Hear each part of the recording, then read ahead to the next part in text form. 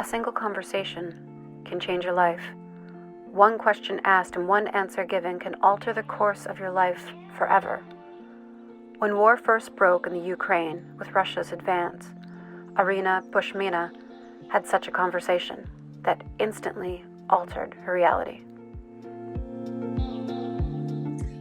A familiar voice with an unfamiliar tone. Iryna, please share the story of the phone call you received before leaving Kyiv. What were you doing before the phone rang, and what did you do after you hung up?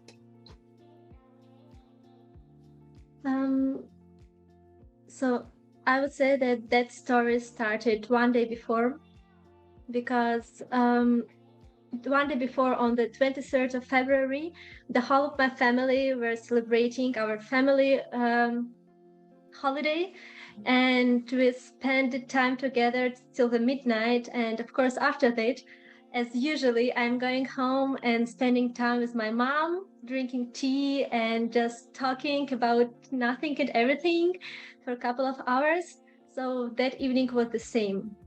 I spent a couple of hours with my mother, and then I decided to go to sleep. And around 3 o'clock in the night, I decided, like, I need to prove what is written in the news.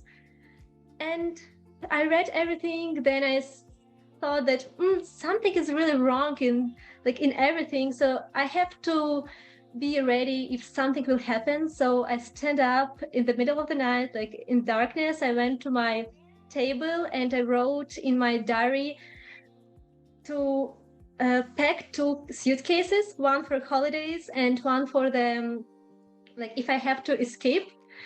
And I was like sure that everything will be all right, but I have to prepare it in the morning. So, and already in 2 hours at 5 o'clock in the morning, I got the call from my sister, and she said that war started and she's leaving Kyiv, and if I want to go with her, I need to go.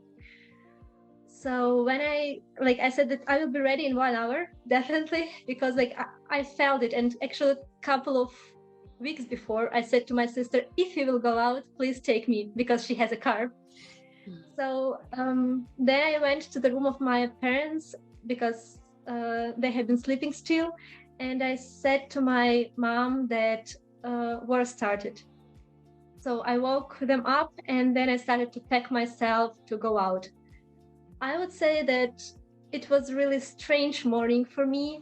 And till now, I understand that diary where I wrote these two words, it's still laying on my table in Kyiv.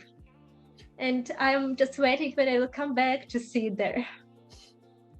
That's right. You've got a lot more writing to do in that journal, I bet. Yeah, I can only imagine what kind of a strange morning that must have been for you and for your sister. So it was you, your sister, with her 3-month-old, is that correct? 3-month-old baby. You had to leave behind your parents, family, friends, everything else besides what you could fit into just 2 small bags. I'm just curious to know, of the personal belongings that you packed, what was the most important to you? Actually, I'm traveling really a lot, so I have already prepared some stuff that I'm taking all the time wherever I will go. But at that time, I had to think, what will I need if I don't know where exactly I will be. So I couldn't say if I will stay in Ukraine, if I will go abroad, how long I will stay there, if I will stay in European Union, or I will go to Africa, America. I didn't really know what will happen. So I really had to collect by 2 pieces for each weather. And then I thought all right, I have to have my computer, because I have to work anywhere where I am. I have to earn money to live. Second, maybe strange stuff, but girls will understand, my cosmetics. Yeah. Because if I feel that I'm beautiful, if I feel that I like myself, then I'm sure in myself that I can help other people. So I'm much more sure and I have much more energy. I took this small toy because I have been taking it quite often wherever I have been traveling, because then I feel myself more comfortable, like at home, a little bit more cozy. So that's why I took it. And the last stuff which I took at the last moment, it was Rotaract pin and DRR necklace. So I actually didn't know what for, but then I thought like I will definitely meet people from Rotaract and Rotary, and like it will just give me more possibility to feel that this huge family is all the time nearby. So till now I have it with myself too. Wow. Yeah, I just can't imagine like making all those preparations so quickly, but you did it. Um, so leaving behind your home, you were forced to find a new home for now. Where did you go and who helped you? Mm, so I actually didn't know at first where to go. I thought like I will try just to go out from Ukraine, and I managed it in 2 days. So in 2 days I left Ukraine, and then in 6 days I already decided to stay in Vienna, because in Vienna I have big team of Rotaract who are already helping, like who at that time already helped to help Ukrainian people. Mhm. So that's why I choose Vienna, and I speak German. And um, actually, each person from Rotary family started to help from the first day of war. And it were Rotaractors, Rotarians. They have been giving everything, like place to sleep, food, fuel, like totally everything, support, smile. That is also very important. But I would never say that my even temporary home is Vienna. Like I would anyway say that my home is there in Kyiv, and here I just leave my stuffs when I am traveling, because during these 2 weeks, 2 months, I traveled really already a lot, because a lot of people are inviting me to make speeches, and I'm really happy because of it. Because when I'm coming and I see these faces who wants to help, so the only one stuff what they need is to get information from me that what exactly they need to do. And it's really helping me to support my Ukrainian team. That's wonderful to hear. So let's talk about the fact that once you got safe, you got to work right away. So I'd love for you to tell us about your Rotary family and the work that you're doing to help others who are forced from their homes in the Ukraine. Yeah, as I already mentioned, at the first day of war, actually first, I would say hours of war, I already wrote small message to the WhatsApp Rotary group, where there are hundreds of people from the whole world. And immediately at that time, I got more than 500 people who started to write me, I want to help, just tell me how. So in one day, we already had more than 1,000 people, because it was 4 or 5 WhatsApp groups, and people started just to make own projects. So at that time, I could even coordinate them. They have been asking me what they need to do, and I have been saying where exactly we need help. So first 3 weeks, I could say what exactly we are doing. Right now, it's just impossible to say, because there are so many projects and everyone wants to help. And it's not only like there is 1 or 2 or 3 teams who are helping. Each club separately, each city is helping, and I even don't know it. And I'm really happy that I don't know it, because it means that so many people work and I don't have to be everything everywhere.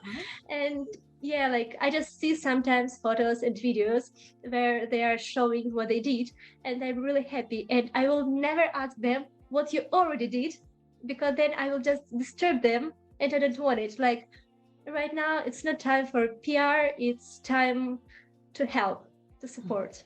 Just do what needs to be done. You're right. So man, there's just so many things I would love to ask you, but we'll stick to this. But for those who want to help, because like you say, there are so many people who want to help, so many places to donate, so many ways to be involved, but with so many places to give help, what is the best place to ensure that the funds and the support actually gets to where it's needed? This is really good question, and a lot of people are asking it. And I have like two answers. There are two possibilities. One answer that I would give to the separate people, let's say like to one person who doesn't belong to Rotary. Mm-hmm. If some person want to help and to fundraise, then I would ask to fundraise to Ukrainian army. Why? Because the only one possibility how we Ukrainians can protect our country is to fight with some weapons, military equipments, etc. So we really need it not to kill others, not to attack someone. We just needed to protect our children, like families, our country. So we really need it. But of course, I can't say it to Rotary because for Rotary it's forbidden to, like, in the name of Rotary you cannot do it. Mm-hmm. So that's why any person who is fundraising in the name of Rotary or Rotaract, then I would say that you need to give money only to that places where you trust. So it can be or your twin club or straight district 2232, or there is also Rotaract Europe, and I'm also in it. So we are also collecting money and buying and sending everything what is needed in Ukraine. So you can choose, but please at first prove whom you really trust, not just send money, because then it's possible they will disappear. In the war, everything can happen. So just prove and then fundraise. Yeah, that's great advice. So the needs of refugees are great. The needs of the Ukrainian people, there's food, there's clothing, shelter, medical supplies, all of that is needed, but there's more. In addition to preserving physical health, there's a need for protecting mental health. So I'd love to hear your thoughts. What can be done there?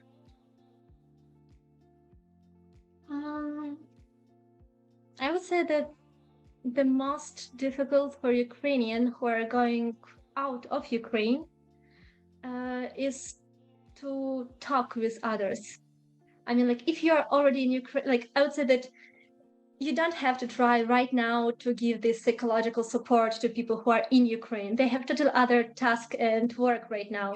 So this psychological support needs really people who are outside of Ukraine, and they need talk. They really need to talk with Ukrainians who have the same problems. So one of the steps that I would do is to create in each city where you know that there are Ukrainians, small community. Even if there are only 5 people, like really small one, it's anywhere better because they can talk at least once per week or 2 weeks, and then they can discuss like common problems. So they really need it. Second step that I would do is create maybe like small psychological groups, because there it's also easier for them to openly talk. And third step that I would probably do is to help them with the work. A lot of people who left Ukraine, they feel themselves guilty that they had possibility to go out from Ukraine, and that there are some people who are still there in Ukraine, and that's why they feel uncomfortable, they feel guilty, and they have to lose it. So the only possibility how they can to forget about it is to work. I mean, or to work and earn money that they will send to Ukraine partly, or they need just to help Ukrainians. So it's really, really important. And if you can help them with this activity, to at least for a short time forget about everything that is happening there, then it would be really helpful. Mm-hmm, mm-hmm. Yeah, and that is great advice. So many people, just even daily in regular life, lean into their work when they need to escape, when they need to just focus. We see and hear streams of updates from various news sources about this war. Unprovoked and unwanted by Ukraine. If there was one truth about this war that you would want the world to know, what would that be, Iryna?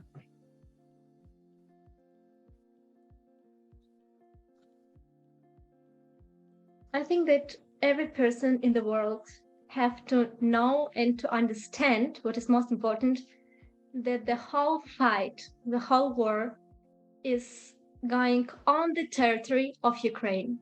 It's not going out. It's not on the territory of Russia or any other country. It's exactly on the territory of Ukraine. And everyone has to know this truth. And with this fact, we can understand that Russia attacked Ukraine. And it means that everything what Ukraine is doing is just protecting their people, nation, their territory, their Ukraine. And they're not trying to go against someone. They're just trying to protect themselves. And that's why I would just ask everyone, doesn't matter what Ukraine will do in the future to protect their country and their people, just don't say that Ukraine is guilty in anything, because they will do everything to be saved. And actually Ukrainians, everything what they did till now, if they would be like, if they would have any other character, if they would have any other emotions, feelings, etc., if they would behave in other way than they behaved till now, then they would lose already. So only thanks their character that they have inside of them, they survived till today. So, and I know that Ukrainians don't need anything else that doesn't belong to Ukraine. We just need to still have everything what belongs to us. So we will never give nothing what belongs to us. So we will never give Ukraine to anyone. So please don't forget that everything is happening on the territory of Ukraine, and we will stay in our country and we will not go out of them. So this is the most important fact that you have to know. No, and that's so well said. That anything that's done right now by Ukrainians is just to protect and to defend. Yeah. Thank you so much. Thank you so much for your strength, for your bravery, for sharing your story. And thank you for helping all of us become just a bit more aware now. Thank you so much. Know that we support you. We send our light, we send our love. And thank you. Thank you. Thanks a lot.